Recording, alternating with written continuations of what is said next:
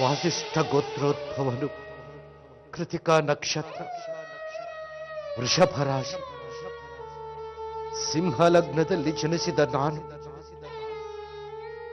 ಪೂರ್ಣಚಂದ್ರ ಶಾಸ್ತ್ರಿ ನನ್ನ ಸಮಸ್ತ ಪುಣ್ಯವನ್ನು ಈ ಮನೆಯ ಒಡೆಯನಾದ ಶ್ರೀ ದಕ್ಷರಾಜರಿಗೆ ಸಮರ್ಪಣೆ ಮಾಡುವುದಾಗಿ ಸಂಕಲ್ಪಿಸಿದ್ದೇನೆ.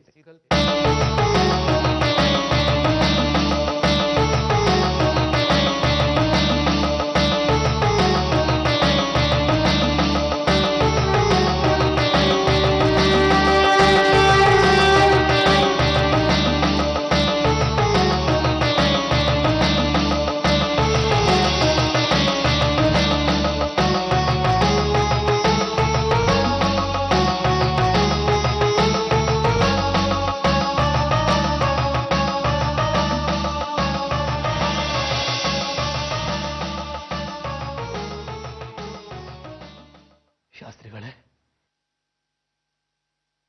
ಧನ್ಯವಾದಗಳು. ನಿಮ್ಮಿಂದ ತುಂಬಾ ಉಪಕಾರ ಆಯಿತು.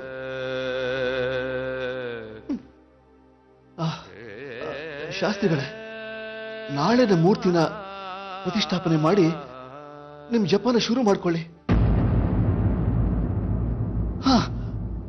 ನಿಮ್ಮ ಮಗಳ ಮದುವೆ ತಯಾರಿ ಚಿಂತೆನ ನನಗ್ ಬಿಡಿ, ನಾನ್ ನೋಡ್ಕೋತೀನಿ. ನೀವೇನು ಚಿಂತೆ ಮಾಡ್ಬೇಡಿ.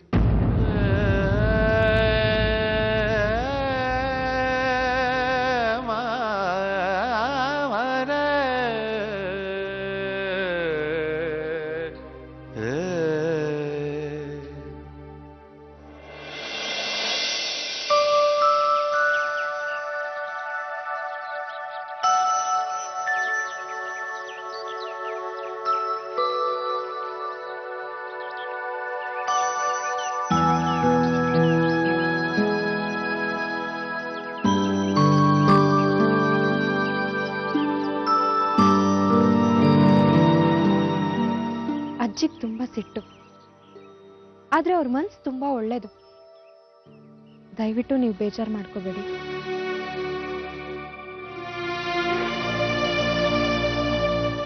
ರಾಧಿಕಾ, ನಿನ್ನ ಪ್ರೀತಿ ಸಿಗದೆ ಇದ್ದಾಗ ನಾನು ಪಟ್ಟಂತ ನೋವು ದುಃಖ ಅದ್ರ ಮುಂದೆ ಇದೇನಲ್ಲ ಬಿಡು. ಅಜ್ಜಿ ಹೇಳೋದು ಕೂಡ ಕರೆಕ್ಟೇ. ನಾವು ಹೀಗೆಲ್ಲ ಮದ್ವೆಗೆ ಮುಂಚೆ ಓಡಾಡಬಾರ್ದು, ಒಬ್ರಿಗೊಬ್ರು ಸಿಗ್ಬಾರ್ದು.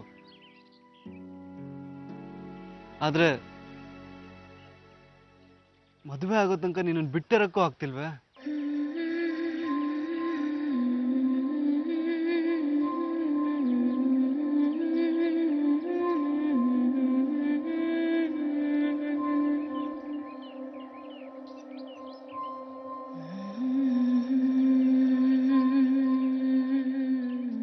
ರಾಧಿಕಾ, ಒಂದು ಐಡಿಯಾ. ಏನು? ನಾಳೆ ನಿನ್ನ ದೇವಸ್ಥಾನಕ್ಕೆ ಬಾ, ನಾನು ಅಲ್ಲಿಗೆ ಬರ್ತೀನಿ. ಇಬ್ರು ಹಾರ ಬದಲಾಯಿಸ್ಕೊಂಡು ಮದುವೆ ಆಗ್ಬಿಡೋಣ. ಆಗ ನಿಮ್ಮ ಅಜ್ಜಿಗೂ ಖುಷಿ, ನನಗೂ ಖುಷಿ.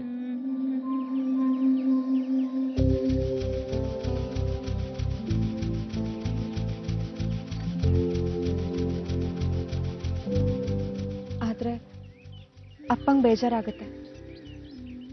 ಅವ್ರಿಗೆ ಮದ್ವೆನ ಅದ್ದೂರಿಯಾಗಿ ಮಾಡ್ಬೇಕು ಅಂತ ಹಗಲು ರಾತ್ರಿ ಕಷ್ಟಪಡ್ತಿದ್ದಾರೆ. ಮದ್ವೆ ಪ್ರತಿಯೊಂದು ಶಾಸ್ತ್ರನೂ ಅಚ್ಚುಕಟ್ಟಾಗಿ ಮಾಡ್ಬೇಕು ಅಂತ ಅನ್ಕೊಂಡಿದ್ದಾರೆ. ಹಾಗಿದ್ರೆ ಒಂದು ಕೆಲಸ ಮಾಡೋಣ. ಏನು? ಮದುವೆದ ಎಲ್ಲಾ ಶಾಸ್ತ್ರನೂ ನಿಮ್ಮನೆಲ್ಲ ಮುಗಿಸ್ಬಿಡೋಣ.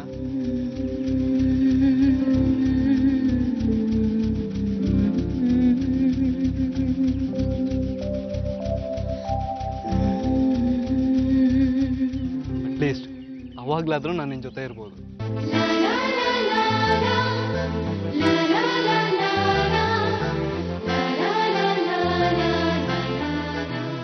ಹೇ, ಹಾಗೆ ಇರು, ಹಾಗೆ ನಗ್ತಾ ಇರು.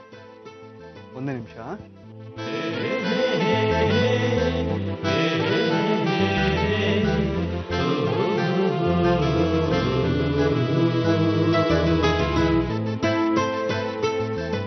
ಈ ನಗು ಹೀಗೆ ಶಾಶ್ವತವಾಗಿರ್ಬೇಕು. ಏ ಹುಡುಗಿ,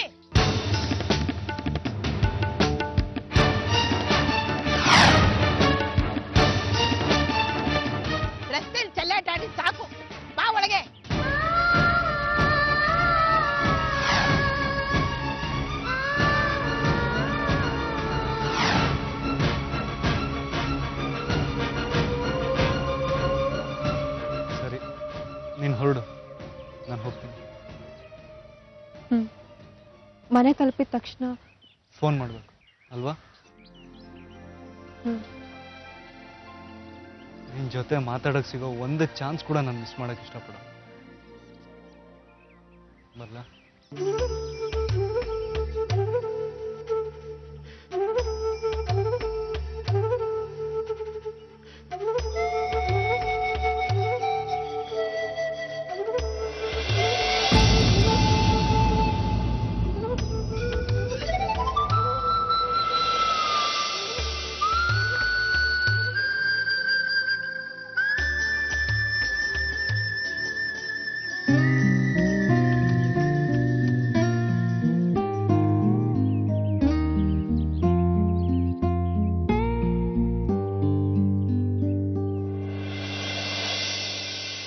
ಮಾವ,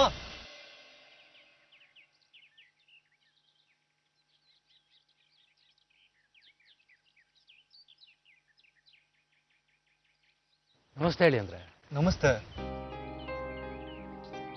ಯಾಕೆ ಹುಷಾರಿಲ್ವಾ? ಇಷ್ಟು ಡಲ್ ಆಗಿದ್ದೀರಾ? ಏನಿಲ್ಲ, ಆರೋಗ್ಯವಾಗಿದ್ದೀನಿ. ಮದುವೆ ಕೆಲಸ, ಓಡಾಟ, ಹಾಗಾಗಿ ಸ್ವಲ್ಪ ಸುಸ್ತು ಅಷ್ಟೆ. ನನಗೆ ಗೊತ್ತು ಮಾವ, ನೀವು ಈ ಮದ್ವೆನ ತುಂಬಾ ಚೆನ್ನಾಗಿ ಮಾಡ್ಬೇಕು ಅಂತ ಎಷ್ಟು ಕಷ್ಟಪಡ್ತಿದ್ದೀರಾ ಅಂತ. ನೀವು ತಪ್ಪು ತಿಳ್ಕೊಳ್ಳಿಲ್ಲ ಅಂದ್ರೆ ನಂದೊಂದು ರಿಕ್ವೆಸ್ಟ್ ಇದೆ. ಹೇಳಿ ಹೇಳಿ ಅಂದ್ರೆ. ಅದು ನನ್ನಿಂದ ಏನೇ ಕೆಲಸ ಆಗ್ಬೇಕಿದ್ರು ದಯವಿಟ್ಟು ಹೇಳಿ. ನಾನು ನಿಮ್ಮ ಮಗನ ಸಮಾನ. ಏನಾದ್ರೂ ಇದ್ರೆ ಹೇಳೋಕೆ ಸಂಕೋಚ ಬೇಡ. ನೀವೊಬ್ಬರೇ ಎಲ್ಲ ಕೆಲಸಗಳನ್ನೂ ಮಾಡ್ತಾ ಇದ್ದೀರಾ ಅಂತ ಹೇಳ್ದೆ ಅಷ್ಟೆ. ಇದೆಲ್ಲ ಏನೂ ಕಷ್ಟ ಇಲ್ಲ, ಎಲ್ಲ ಮಾಡ್ಬೇಕಾದ್ದೆ. ನನಗೇನೂ ತೊಂದರೆ ಇಲ್ಲ. ಬನ್ನಿ ಹೇಳಿ ಅಂದ್ರೆ, ಮನೆಗೆ ಹೋಗೋಣ. ಇಲ್ಲ, ಈಗ ತಾನೇ ನಿಮ್ಮ ಮನೆ ಕಡೆಯಿಂದ ಬರ್ತಾ ಇದ್ದೀನಿ. ಬನ್ನಿ, ಡ್ರಾಪ್ ಮಾಡಿ ಹೋಗ್ತೀನಿ. ಬೇಡಿ, ನನಗೆ ಸ್ವಲ್ಪ ಪೇಟೆಯಲ್ಲಿ ಕೆಲಸ ಇದೆ, ಅದನ್ನು ಮುಗಿಸ್ಕೊಂಡು ನಂತರ ಹೋಗ್ತೀನಿ. ಸರಿ ಮಾವ. ಆಯ್ತಳಿ ಅಂದ್ರೆ.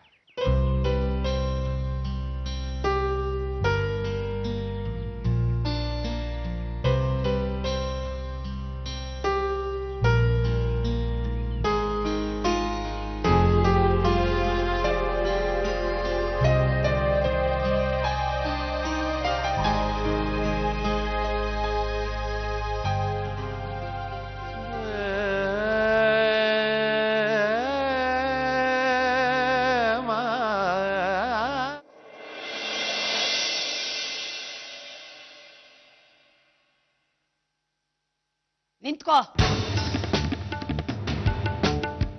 ಏನಜ್ಜಿ? ನಿನ್ ಹೊಲ್ಸ್ ಬಾಯಿಂದ ನನ್ನ ಅಜ್ಜಿ ಅಂತ ಕರಿಬೇಡ. ನಾನೀಗ ಏನ್ ತಪ್ಪು ಮಾಡ್ದೆ ಅಜ್ಜಿ?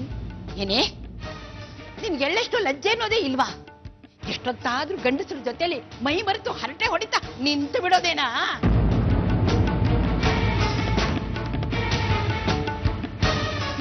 ಅತ್ತೆ,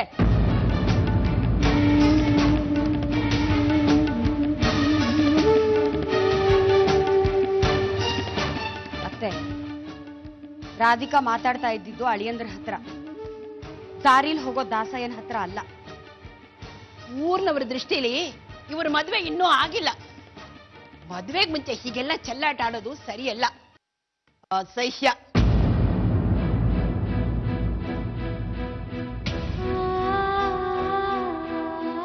ಮಗ್ಲೇ, ಅಪ್ಪ ಇನ್ನೂ ಮನೆಗೆ ಬಂದಿಲ್ವಾ?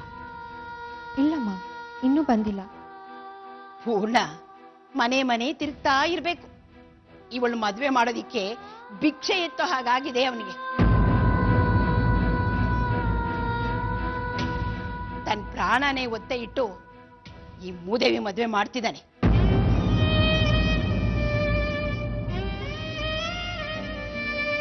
ಇವಳಿಗೆ ಸ್ವಲ್ಪನಾದ್ರೂ ಅದ್ರ ಕಡೆ ಲಕ್ಷ್ಯನೇ ಇಲ್ಲ. ಅವನಲ್ಲಿ ಒದ್ದಾಡ್ತಾ ಇದ್ದಾನೆ, ಇವಳಿಗೆ ಕೂತ್ಕೊಂಡು ಚಕ್ಕಂದ ಆಡ್ತಾ ಇದ್ದಾಳೆ. ಯಾವುದಕ್ಕೆ ಎಷ್ಟು ಖರ್ಚು ಮಾಡ್ಬೇಕು ಅನ್ನೋ ಪ್ರಜ್ಞೆನೇ ಬೇಡ್ವಾ? ರಾಧಿಕಾ, ಹೋಗು ಕಂದ. ಬಟ್ಟೆ ಎಲ್ಲ ಮಡ್ಚಿಡು.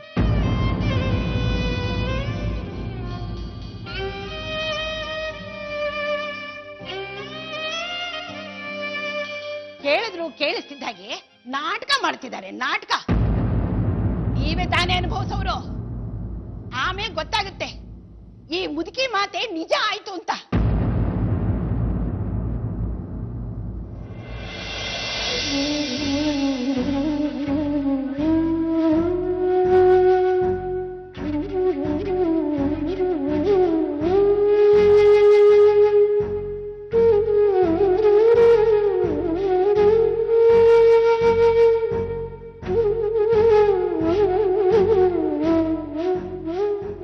ರೀ,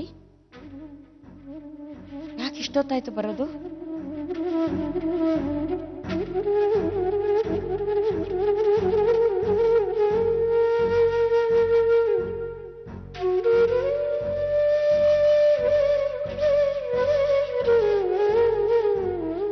ದುಡ್ಡಿಗೇನಾದ್ರೂ ವ್ಯವಸ್ಥೆ ಆಯ್ತಾ ರೀ?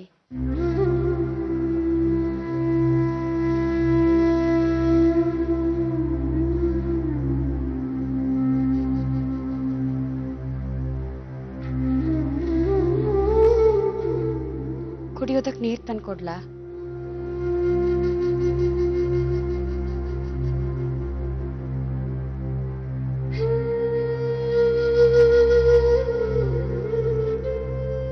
ರೀ, ಸೂರ್ಯನಾರಾಯಣ್ ಶಾಸ್ತ್ರಿಗಳು ಮದ್ವೆ ಮುಂಜಿಗೆಲ್ಲ ದುಡ್ಡಿನ ಸಹಾಯ ಮಾಡ್ತಾರಂತೆ. ನಮ್ಮನೆ ಪರಿಸ್ಥಿತಿ ಹೀಗಿದೆ ಅಂತ ಹೇಳಿ ಅವ್ರ ಹತ್ರ ಸಹಾಯ ಕೇಳ್ಬೋದಿತ್ತು. ಆದ್ರೆ ನೋಡಿ, ಅವ್ರಿಗೆ ಆರೋಗ್ಯ ಸರಿ ಇಲ್ಲದೆ ಅವ್ರನ್ನ ಆಸ್ಪತ್ರೆಗೆ ಸೇರಿಸಿದಾರಂತೆ. ಬೇರೆ ಇನ್ಯಾರ ಹತ್ರ ಕೇಳ್ಬೋದು ರೀ?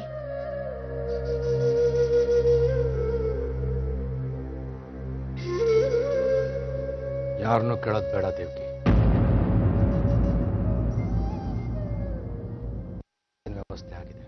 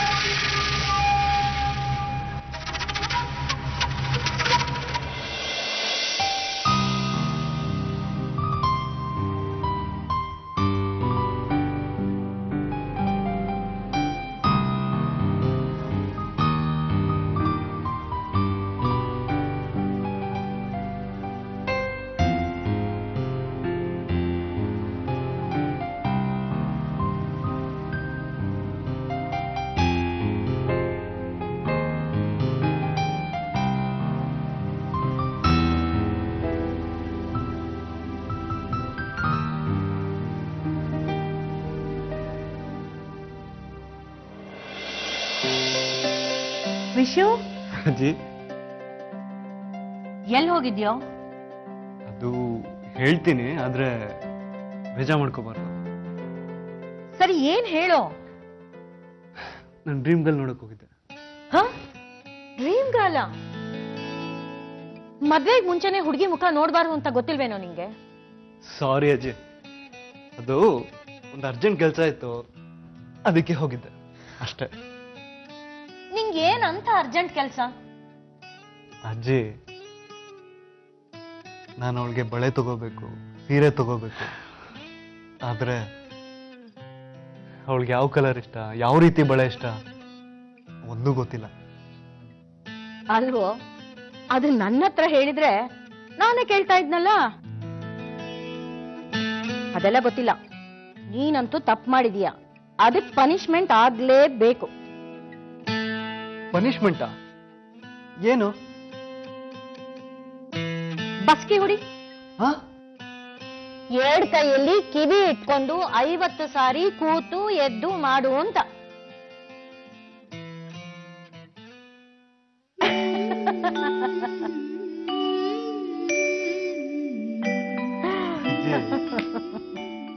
ನನ್ಗೆ ತಮಾಷೆ ಮಾಡ್ತೀಯಾ? ವಿಶು ಎಷ್ಟು ದಿನ ಆಗಿತ್ತೋ ಈಗ ನಕ್ಕಿ. ದೇವ್ರು ಈಗ ಮತ್ತೊಮ್ಮೆ ಜೀವನದಲ್ಲಿ ನಮ್ಗೆ ನಗು ಹಾಗೆ ಮಾಡಿದ್ದಾನೆ. ಶಾಸ್ತ್ರಿಗಳು ಸಿಕ್ಕಿದ್ರಾ? ಹಾ, ಸಿಕ್ಕಿದ್ರು. ಪಾಪ ತುಂಬಾ ಟೆನ್ಷನ್ ಮಾಡ್ಕೊಂಡಿರ್ಬೇಕಲ್ವಾ? ಹೌದು. ನಿನ್ಗೆ ಹೇಗೆ ಗೊತ್ತಾಯ್ತು? ನಮ್ಮ ಮನೆ ದೇವ್ರಿಗೆ ಚಂದ್ರಹಾರ ಹಾಕ್ಬೇಕು ಅಂತ ಹೇಳಿದೆ. ಅದಕ್ಕೆ ತುಂಬಾ ಖರ್ಚಾಗತ್ತೆ ಕಣೋ. ಪಾಪ ಅವ್ರ ಕಷ್ಟ ಆಗತ್ತೆ. ಅಜ್ಜಿ, ನಾವೇ ಅವ್ರಿಗೆ ಹೆಲ್ಪ್ ಮಾಡಿದ್ರ? ಅಯ್ಯೋ ಬೇಡ ವಿಶು, ಶಾಸ್ತ್ರಿಗಳು ತುಂಬಾ ಸ್ವಾಭಿಮಾನಿ, ಅವ್ರು ಅದಕ್ಕೆ ಒಪ್ಪಲ್ಲ. ನೀನೇನಾದ್ರೂ ಹೋಗಿ ಅವ್ರ ಹತ್ರ ಹೀಗೆ ಹೇಳಿದ್ರೆ ಅವ್ರ ಮನ್ಸಿಗೆ ತುಂಬಾ ಬೇಜಾರು ಮಾಡ್ಕೊಡ್ತಾರೆ ಕಣೋ. ಅದು ಅಲ್ಲದೆ ನಿಮ್ಮ ಚಿಕ್ಕಪ್ಪ ಇದ್ದಾನಲ್ಲ, ಅವನೂ ಸುಮ್ಮನಿರಲ್ಲ. ಅದನ್ನೇ ಒಂದು ದೊಡ್ಡ ವಿಷಯ ಮಾಡಿ ಶಾಸ್ತ್ರಿಗಳಿಗೆ ಅವಮಾನ ಮಾಡ್ತಾನೆ. ಅದು ನಿಜ. ನೀವ್ಯಾಕೆ ಅವ್ರಿಗೆ ಚಂದ್ರಹಾರ ಕೊಡಿ ಅಂತ ಹೇಳಿದ್ರೆ? ವಿಷು, ಅದು ನಮ್ಮನೆ ಸಂಪ್ರದಾಯಪ್ಪ. ಹುಡುಗಿ ತಂದೆ ಮದ್ವೆಗ್ ಮೊದಲು ನಮ್ಮ ಮನೆ ದೇವರಿಗೆ ಆ ಚಂದ್ರಹಾರನ ಅರ್ಪಣೆ ಮಾಡಬೇಕು. ವಿಶಾಖ ಮದ್ವೆನಲ್ಲಿ ನಾನು ಅದನ್ನ ಮರ್ತೇ ಬಿಟ್ಟಿದ್ದೆ ನೋಡು.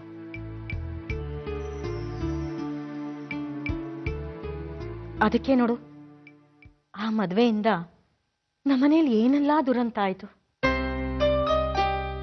ನೀನೇನು ಯೋಚನೆ ಮಾಡ್ಬೇಡ. ಶಾಸ್ತ್ರಿಗಳು ನೇಮ ನಿಷ್ಠೆ ಇರೋರು. ದೇವರು ಯಾವತ್ತೂ ಅವ್ರ ಕೈ ಬಿಡಲ್ಲ.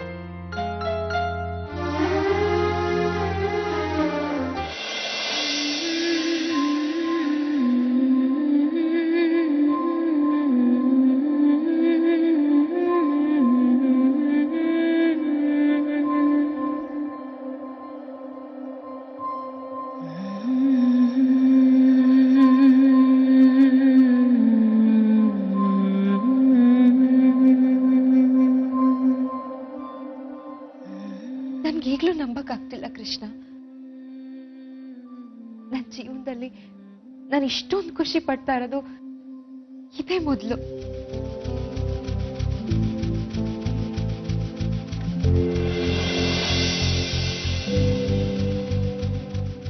ನಿನ್ ದಯೆ, ಅವ್ರ ಪ್ರೀತಿಗಿಂತ ಹೆಚ್ಚಿನ ಸುಖ ನನ್ಗಿನ್ನೇನಿದೆ ಕೃಷ್ಣ.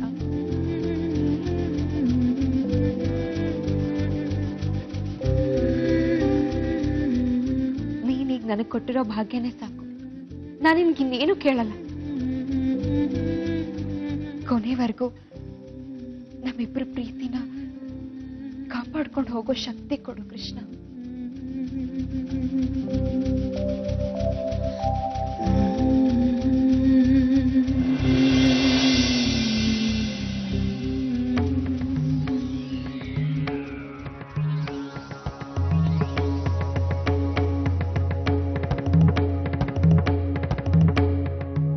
ನಾನು ಪುಣ್ಯಧಾರೆ ಎರಿತೀನಿ, ನಾನು ಪುಣ್ಯಧಾರೆ ಎರಿತೀನಿ, ನಾನು ಪುಣ್ಯಧಾರೆ ಎರಿತೀನಿ.